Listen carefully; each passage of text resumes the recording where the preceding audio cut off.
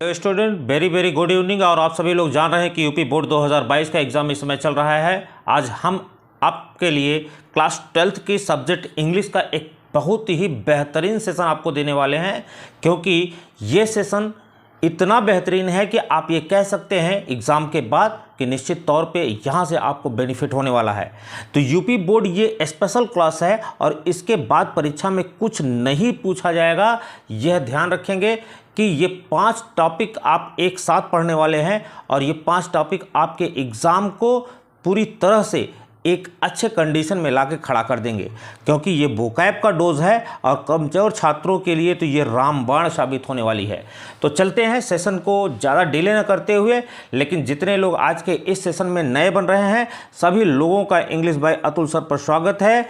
English by Atul sir ये आपका ऐसा प्लेटफॉर्म है जहां से आपको हिंदी और अंग्रेजी दोनों के कंटेंट मिले, और आपने हिंदी में डंका बजाया है, अब इंग्लिश की बारी है। तो जितने लोग भी आज के इस सेशन में जुड़ रहे हैं सभी लोग पहले इस चैनल को सब्सक्राइब कर लें और बेल आइकन ज़रूर प्रेस कर लें, क्योंकि बहुत सारे बेहतरीन सेशन आपको यहाँ से जो मिले उसका नोटिफिकेशन आपके पास बहुत ही अच्छे तरीके से समय से पहुँच जाए। तो चलिए सेशन को स्टार्ट करते हैं। और आज का जो पहला टॉपिक है वो है आपका सिनोनिम्स का। बहुत सारे बच्चों की डिमांड थी सर एक ऐसा वीडियो बनाए जो वोकैब वोकैब की परेशानी दूर हो जाए। तो आज का ये सेशन स्पेशली वोकैब के लिए है। तो पहला जो टॉपिक है सिनोनिम्स का, और सिनोनिम्स में आपको कितने सिनोनिम्स पढ़ने हैं ये आपको क्लियर करने वाले हैं हम। केवल इतने ही आपको सिनोनिम्स अगर आपने पढ़ लिए तो निश्चित तौर पे यहाँ एग्ज़ाम से आप क्रैश करेंगे, और ये मैं कमिटमेंट करता हूँ कि इसके बाद आपको यूपीएमएसपी नहीं पूछेगा। तो पहला जो सिनोनिम्स है वो है एडवर्सिटी। एडवर्सिटी का मतलब होता है कठिनाई, और हमको इसका सिनोनिम्स लिखना है, अर्थात सेम मीनिंग में आपको लिखना है। तो कठिनाई का जो आप सिनोनिम्स लिख सकते हैं, डिसास्टर लिख सकते हैं, कैटास्ट्रोफे लिख सकते हैं। बहुत ही बेहतरीन वर्ड ये है कैटास्ट्रोफे और डिसास्टर। तो एडवर्सिटी जिसको हम डिसास्टर या कैटास्ट्रोफे कहते हैं। दूसरा आपका वर्ड है एडमिट। बहुत ही बेहतरीन वर्ड है, इंपॉर्टेंट वर्ड है। एडमिट का मतलब होता है स्वीकार करना, और हम स्वीकार करना के मतलब में इसके सिमिलर मीनिंग में हम जो वर्ड आपको दे रहे हैं वो कन्फेस है। आप इसको कन्फेस लिख सकते हैं, एक्सेप्ट लिख सकते हैं, स्वीकार करना। फिर आपका अगला वर्ड है ब्रेव। ब्रेव का मतलब होता है बहादुर। आप बहादुर को करेजियस बोल सकते हैं, डेयरिंग बोल सकते हैं, आप बोल्ड बोल सकते हैं। तो निश्चित तौर पे ये आपका जो वर्ड है ये बहुत ही बेहतरीन आपका वर्ड है। फिर अगले वर्ड पे चलते हैं डेड। डेड का मतलब होता है मृत, और मृत के लिए आप लिख सकते हैं डिसीज्ड या लाइफलेस।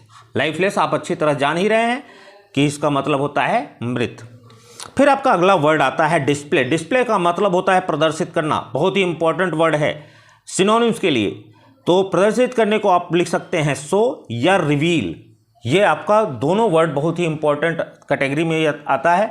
तो कहीं ना कहीं डिस्प्ले आपको पूछा जा सकता है, रिवील पूछा जा सकता है। तो आप ध्यान रखेंगे ये सिनोनिम्स वर्ड है। फिर अगला जो वर्ड आ रहा है वो है डेरोगेटरी।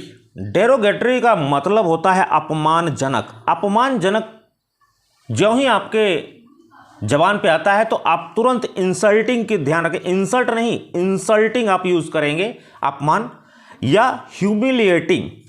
ह्यूमिलिएट वर्ड भी आपने अच्छी तरह से पहले से ही सुन रखा है। तो निश्चित तौर पे ये सिनोनिम्स किसका है? डेरोगेटरी का। फिर अगला जो वर्ड है वो है इनॉर्मस।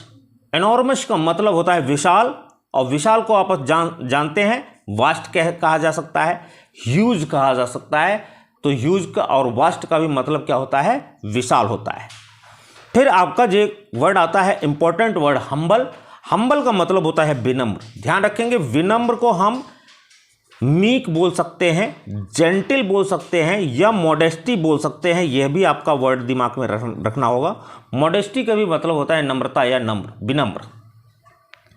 फिर आपका अगला जो वर्ड आता है वो आता है रियलाइबल। रियलाइबल आपका बहुत ही इंपॉर्टेंट वर्ड है जिसको हम कहते हैं भरोसेमंद, और इसको हम बोल सकते हैं ट्रस्टवर्दी या कैंडिड। बहुत ही इंपॉर्टेंट ये वर्ड आपका है कैंडिड। कैंडिड का मतलब होता है रिलायबल या भरोसेमंद। नेक्स्ट आपका और ये लास्ट आपका सिनोनिम्स है रिवरेंस। रिवरेंस का मतलब होता है सम्मान। रिवरेंस का मतलब क्या होता है? सम्मान। हम इसको ऑनर बोल सकते हैं, रिगॉर्ड बोल सकते हैं। आप ध्यान रखेंगे, ऑनर या रिकॉर्ड बोल सकते हैं। तो ये आपका सिनोनिम्स का टॉपिक था और यहां से आपको क्वेश्चन मिलने वाले हैं। तो आप एक बार में नहीं, दूसरी बार में अगर देखेंगे तो सारी चीजें आपको दिमाग पे सेट हो जाएंगी। नेक्स्ट आपका टॉपिक आ रहा है वो है एंटोनिम्स का। एंटोनिम्स में भी जो आपके मॉडल पेपर और अन्य अंसाल पेपर से जो मैंने सेट किया है वो ये हैं। केवल इतने ही आपको एंटोनिम दिमाग में रखने हैं। एंशिएंट, एंशिएंट का मतलब होता है प्राचीन और एंटोनिम का मतलब होता है विलोम। तो हमको बताना है, हमको क्या बताना है? विलोम शब्द। तो हम प्राचीन को क्या कह सकते हैं? नवीन कह सकते हैं, और नवीन को अंग्रेजी में हम मॉडर्न बोल सकते हैं, आधुनिक। न्यू बोल सकते हैं। रिसेंट आप कहते हैं, रिसेंट भी आपका नवीन शब्द है, बहुत ही बेहतरीन शब्द है। फिर आपका अगला वर्ड एंटोनिम का आ रहा है बून। बून का मतलब होता है वरदान। अगर वरदान है तो इसका जो विलोम हो जाएगा वो हो जाएगा अभिशाप, और अभिशाप को हम अंग्रेजी में क्या कह सकते हैं? ऑप्टेटिव सेंटेंस में आपने कर्स पढ़ा है, अब्यूज पढ़ा है बहुत ही अच्छी तरह से, लेकिन चूंकि कॉन्सेप्ट माइंड में एट ए टाइम रहे ये सबसे ज़्यादा जरूरी है। फिर आपका अगला जो वर्ड आता है वो आता है बैरन। बैरन का मतलब होता है बंजर, और बंजर है तो इसका जो पर्याय वो एंटोनिम होगा, जो विलोम होगा वो हो जाएगा उपजाऊ, और उपजाऊ को अंग्रेजी में हम बोल सकते हैं फर्टाइल या प्रोडक्टिव। बहुत ही इंपॉर्टेंट दोनों ये वर्ड है। फिर आपका आता है अगला वर्ड कांकर्ड। कांकर्ड का मतलब होता है समझौता, और समझौता अगर आपका शब्द है तो इसका जो विलोम होगा वो होगा विवाद, और विवाद को हम बोल सकते हैं डिस्कॉर्ड या कंटेंशन। बोन ऑफ कंटेंशन आपको मैंने पढ़ाया था, तो ध्यान रखेंगे कंटेंशन का मतलब भी क्या होता है? विवाद। फिर अगला आपका वर्ड आता है इनएक्सपेंसिव। इनएक्सपेंसिव का मतलब होता है कंजूस, जिसको हम माइजर भी बोलते हैं। तो सिनोनिम्स हो जाएगा वो, और बताना है हमको एंटोनिम, और एंटोनिम में हम विलोम में क्या जानेंगे? इसको खर्चीला, और खर्चीला को अंग्रेजी में हम बोल सकते हैं एक्स्ट्रावैगेंट या स्पेंडर। बहुत ही इंपॉर्टेंट यह भी वर्ड है। फिर अगला जो वर्ड है वो है फेल्योर। फेल्योर का मतलब होता है पराजय।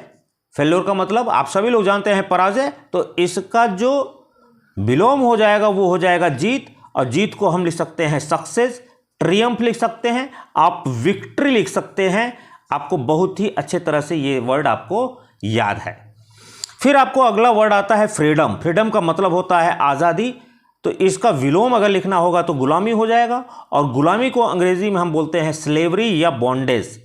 बॉन्डेज भी आप पढ़े हैं और स्लेवरी भी आप पढ़े हैं, लेकिन उस समय आपको दिमाग में नहीं आता है, लेकिन इस सेशन के बाद ये सारी चीज़ें आपके दिमाग में सेट रहेंगी।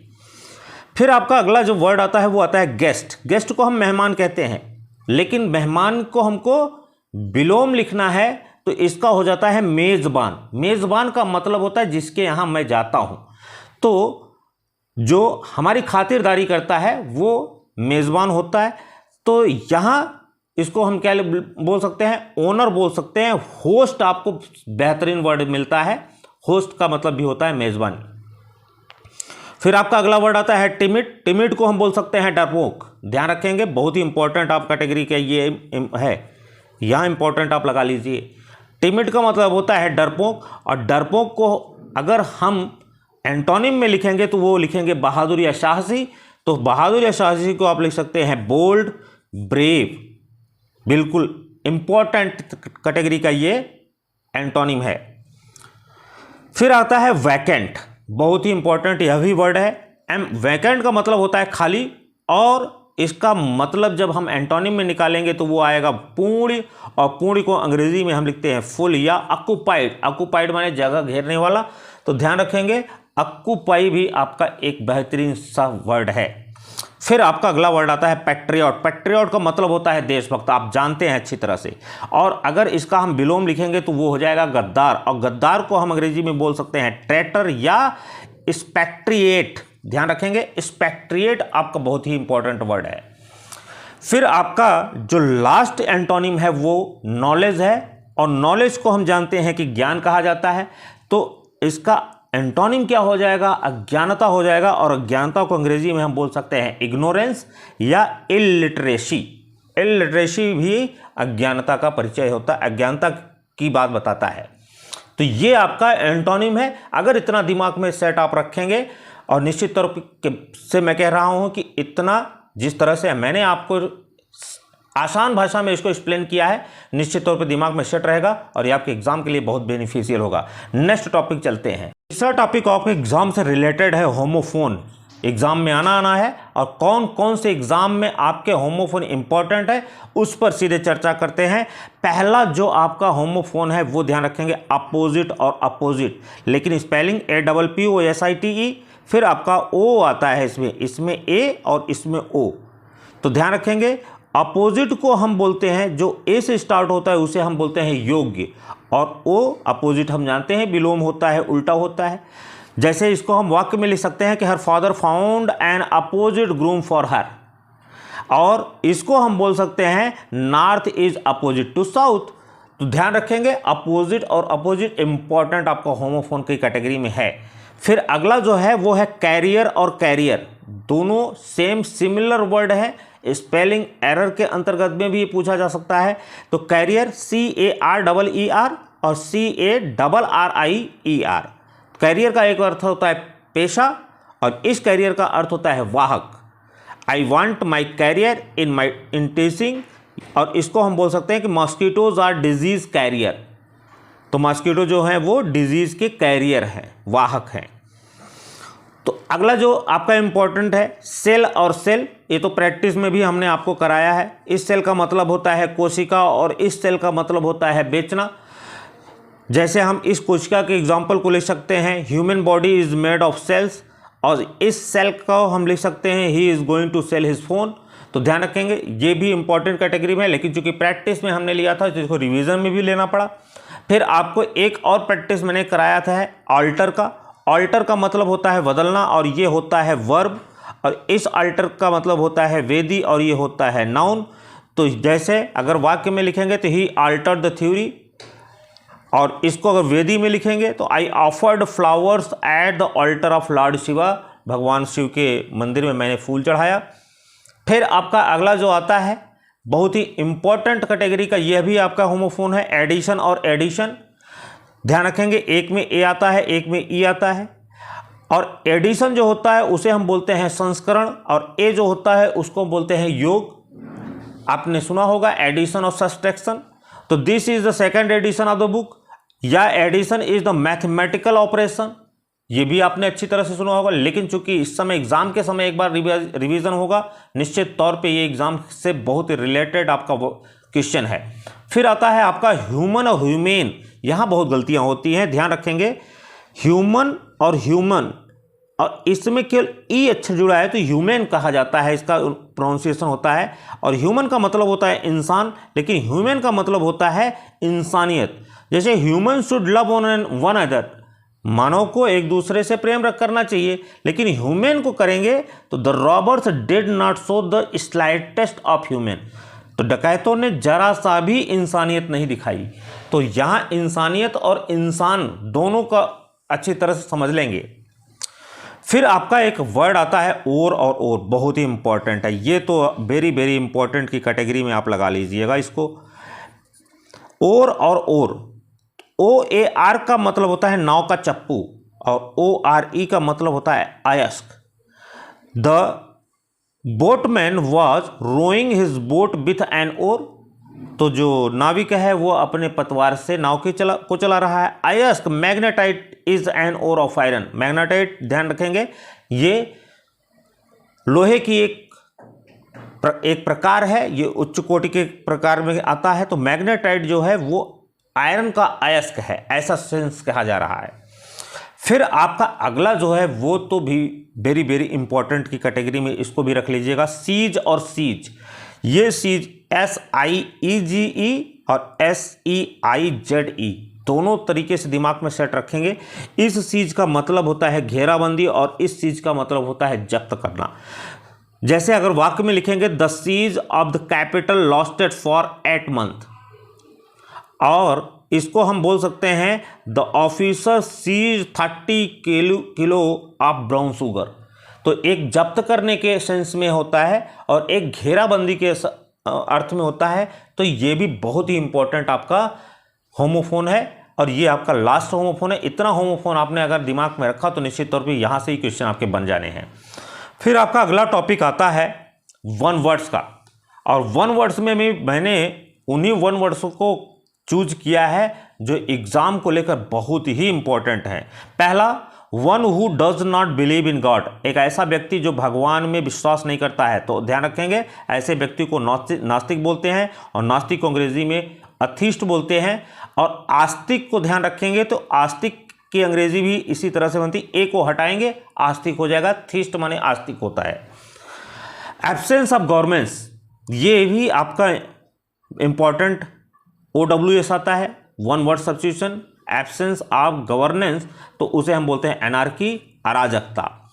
Which can not be read, जिसको हम पढ़ नहीं सकते तो वो अपठनीय होगा, और अपठनीय को हम बोलते हैं इलिजिबल। इलिजिबल ध्यान रखेंगे, ई से नहीं शुरू होगा, ELLIGBLE, इलिजिबल का इसका मतलब होता है योग्य। ध्यान रखेंगे आई से स्टार्ट है ये, इलिजिबल का मतलब अपठनीय। चूंकि आप एक अक्षर अगर गलत करेंगे तो निश्चित तौर पे सीधे वो आप अपने अंक गंवा देंगे। फिर अगला वर्ड, आपका वन वर्ड है which is difficult to believe, जो विश्वास करने में जिस पर कठिनाई हो उसे हम अविश्वसनीय बोलते हैं, और अविश्वसनीय को अंग्रेजी में इनक्रेडिबल बोलते हैं। तो इनक्रेडिबल का मतलब होता है अविश्वसनीय। अगला, which can not be corrected, जिसको हम ठीक न कर सकें, असुधार्य बोला जाता है। असुधार्य को बोला जाता है अंग्रेजी में इनकरेजिबल। इनकरेजिबल का मतलब होता है असुधार्य। फिर आपका आता है anything which is contrary to law, एक ऐसी चीज जो कानून के विरुद्ध हो। तो उसे हम कानून के विरुद्ध होने वाली चीज को हम क्या बोलते हैं, गैर कानूनी बोलते हैं, और गैर कानूनी को अंग्रेजी में कहते हैं इल्लीगल। फिर अगला आपका one words, one who believes in fate, एक ऐसा व्यक्ति जो भाग्य में विश्वास करता है। तो भाग्य में विश्वास करने वाले को हम भाग्यवादी बोलते हैं, और भाग्यवादी को अंग्रेजी में बोलते हैं फैटालिस्ट।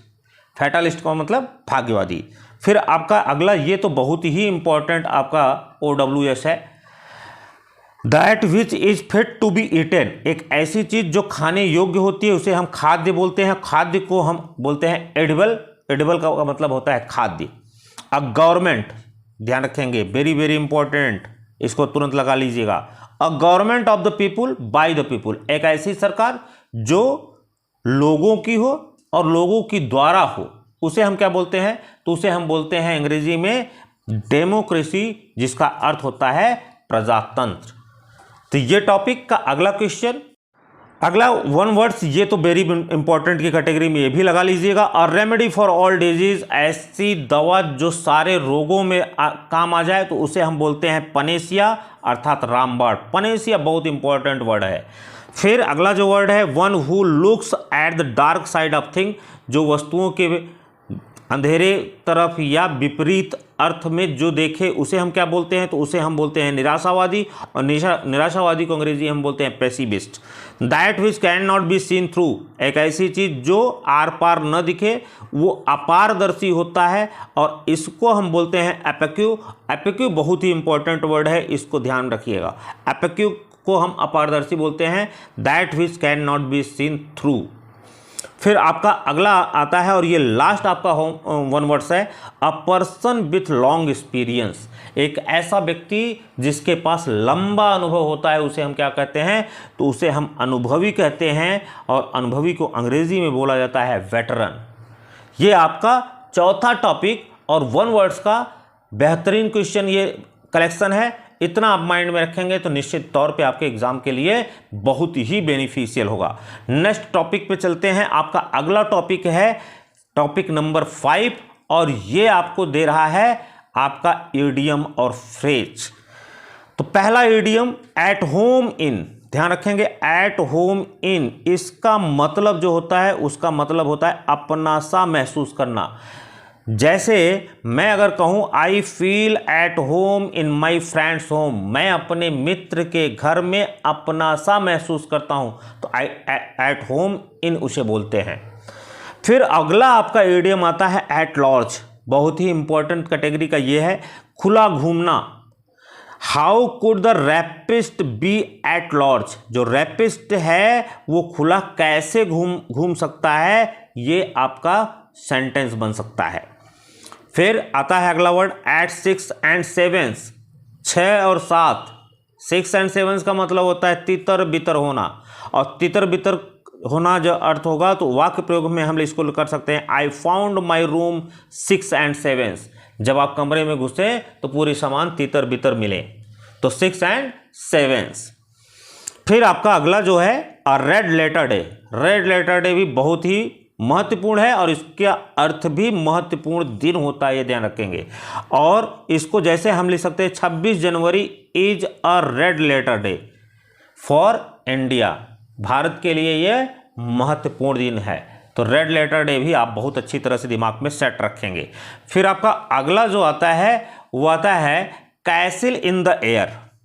कैसल इन द एयर का मतलब होता है ख्याली पुलाव पकाना, ख्याली पुलाव पकाना जिसको कह सकते हैं कि one who builds in the air does not get success. जो builds castle in the air, यहां जगह टाइपिंग मिस्टेक है, कैसल इन द एयर लिखेंगे।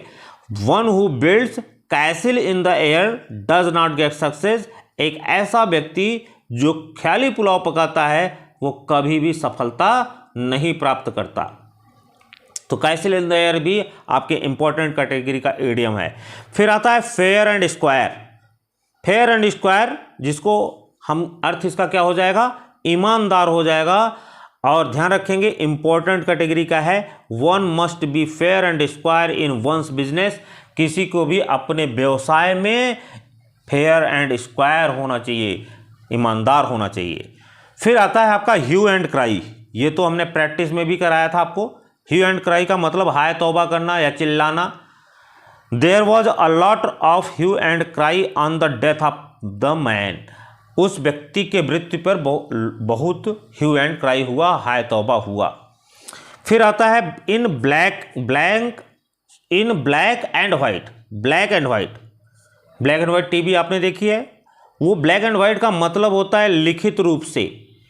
जब आप कोई चीज़ कहीं से लिखित रूप में पाते हैं तो या तो ब्लैक पेन होगी और वाइट कागज होगा, इसी तरह दिमाग में सेट रखेंगे तो वो लिखित रूप में देना। I want everything in black and white, मैं सारी चीज़ें लिखित में चाहता हूँ। फिर आपका अगला जो आता है यह भी आप रखेंगे दिमाग में, किथ एंड किन। किथ एंड किन का मतलब होता है सगा संबंधी, और सगा संबंधी जैसे मैं कहूँ ऑल माई किथ एंड किन वर इन पार्टी, मेरे सारे रिश्तेदार मेरे सारे सगे संबंधी पार्टी में थे, तो यहाँ आप रखेंगे दिमाग में इसको भी। फिर आता है प्रॉस एंड कॉन्स, इसको तो मैंने प्रैक्टिस में आपको कराया था। प्रॉस एंड कॉन्स का मतलब होता है लाभ हानि। जैसे हम कहें think over all pros and cons, सारे लाभ हानि पर सोचना चाहिए, दिमाग में रखना चाहिए, लाभ हानि है प्रॉस एंड कॉन्स। फिर आता है प्ले फाउल, ध्यान रखेंगे ये तो इंपॉर्टेंट कैटेगरी का ये है। प्ले एंड फाउल का मतलब होता है हिंसात्मक व्यवहार। He was playing foul yesterday, वह कल हिंसात्मक व्यवहार कर रहा था। प्ले फाउल जो गलत तरीके से खेले, तो निश्चित तौर पे जब कोई गलत खेलेगा तो आप उसको मना करेंगे, और जब मना करेंगे तो उसका व्यवहार कैसा हो जाएगा, हिंसात्मक हो जाएगा। फिर आता है to play fast and loose. हाँ, आपको भेजा जाए बैटिंग करने के लिए कि जल्दी से आप रन चेज करके टीम को विजय दिलाइए, तो आपने 2 4 मारे और उसके बाद पूरा ओवर धीरे धीरे खेल गए। तो यहाँ क्या हो गया, कथनी कुछ करनी कुछ। तो I don't trust you because you play fast and loose. मैं आप पर इसलिए विश्वास नहीं कर सकता कि आप कथनी कुछ करनी कुछ आपकी हो जाती है। फिर आता है अगला, टू एंड इन स्मोक, प्रयास व्यर्थ हो जाना। जब धुआं की समाप्ति, एंड इन स्मोक, प्रयास व्यर्थ हो जाना। All his effort ended in smoke, उसके सारे प्रयास व्यर्थ हो गए। फिर इसको तो एकदम 100% आप अभी अच्छी तरह से इसको सेट कर लेंगे माइंड में। To beat about the bush, to beat about the bush, इसको आप ध्यान रखेंगे। To beat about the bush को हम क्या बोलते हैं, बात को घुमा फिरा के कहना। एग्जाम्पल देख सकते हैं, do not beat about the bush but come to the point straight. बात को घुमा फिरा के मत कहो, सीधे उस पॉइंट पर जाओ, बिंदु पर आ जाओ। तो ये आपके वोकैब से रिलेटेड शानदार कलेक्शन है। मेरा अनुमान है कि अगर इतना आप देख कर जाते हैं, इतना माइंड में अगर सेट करके जाते हैं, तो आपके एग्जाम के लिए बहुत बेनिफिशियल होगा। मैंने बड़े आसान तरीके से समझाने का प्रयास किया है। फिर भी यदि कहीं आपके मन में कोई भी डाउट है, आप कमेंट के माध्यम से पूछ सकते हैं। सेशन कैसा लगा कमेंट के माध्यम से जरूर बताएंगे। धन्यवाद।